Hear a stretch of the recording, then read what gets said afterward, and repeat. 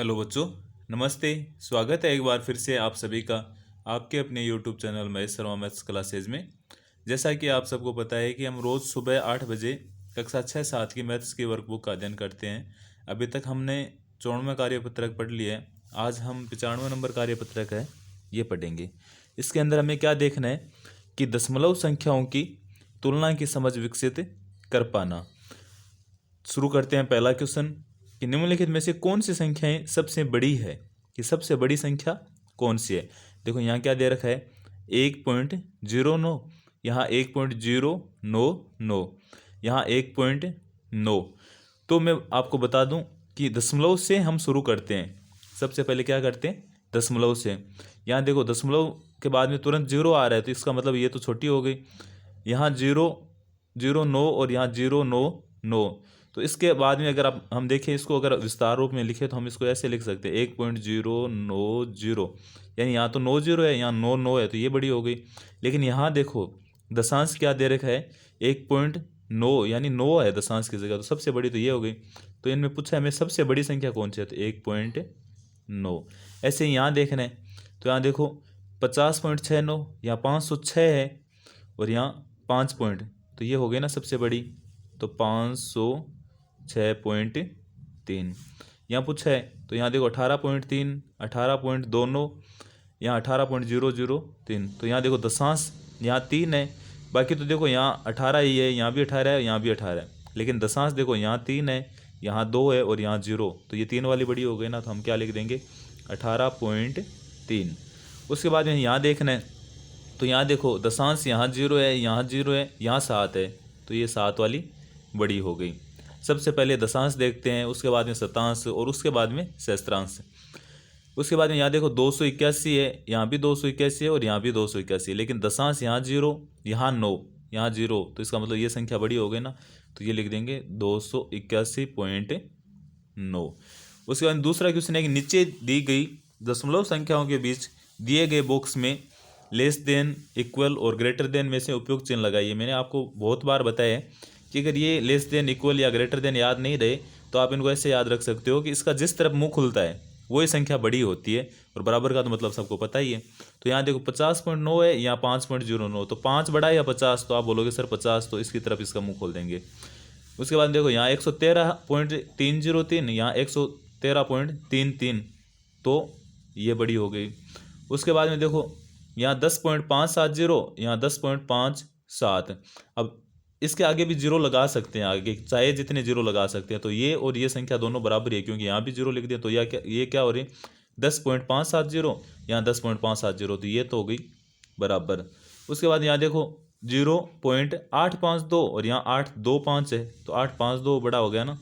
उसके बाद में यहाँ देखो 75.75, यहाँ 75.075, तो इससे ये बड़ा हो गया।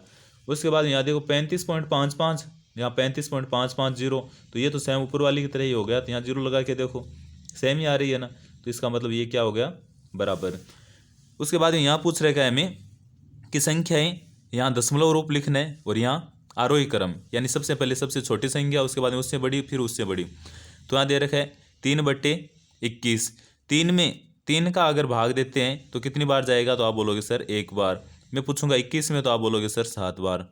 तो यहाँ क्या हो गया 1/7। अब 1 में भाग नहीं जा रहा है तो हम क्या लिख देंगे 0 पॉइंट, फिर यहाँ 10 है, 10 में 7 का भाग जाएगा 1 बार, तो यहाँ हो गया 0.1।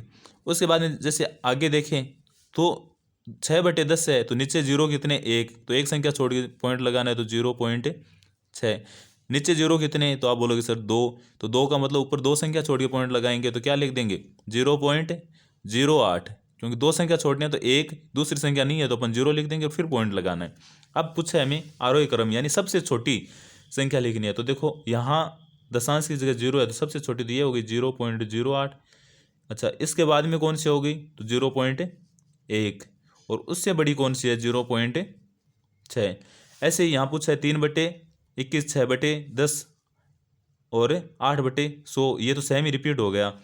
जो ऊपर क्वेश्चन है ना ये का ये गलती से रिपीट हो गया इनका। यहाँ देखो 5/10, तो इसको हम लिख सकते हैं 0.5।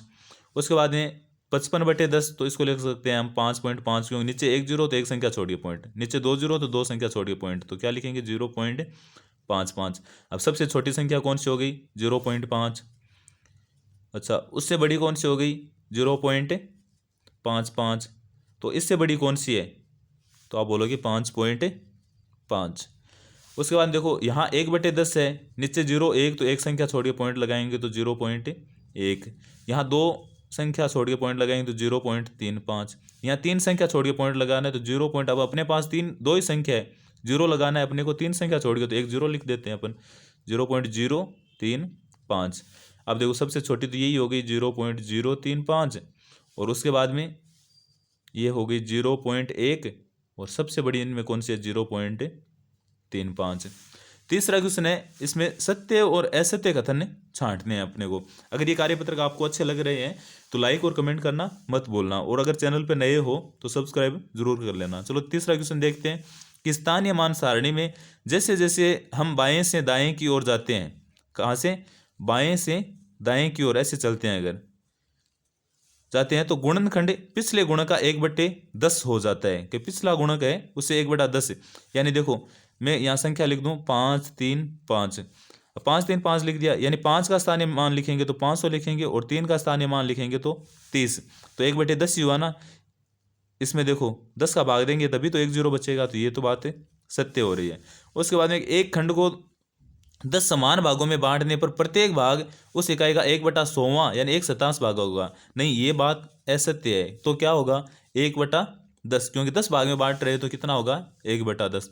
उसके बाद यहाँ पूछा 25.37 एवं 25.307 में 25.307 बड़ी दशमलव संख्या है। गलत बात है, क्योंकि यहाँ देखो दशांश की जगह तो दोनों में 3 है, लेकिन उसके बाद में शतांश की जगह यहाँ 7 है और यहाँ 0 है, तो 0 बड़ा है या 7, तो आप बोलोगे सर 7, तो इसका मतलब ये भी बात असत्य हो गई, तो यहाँ ये असत्य है।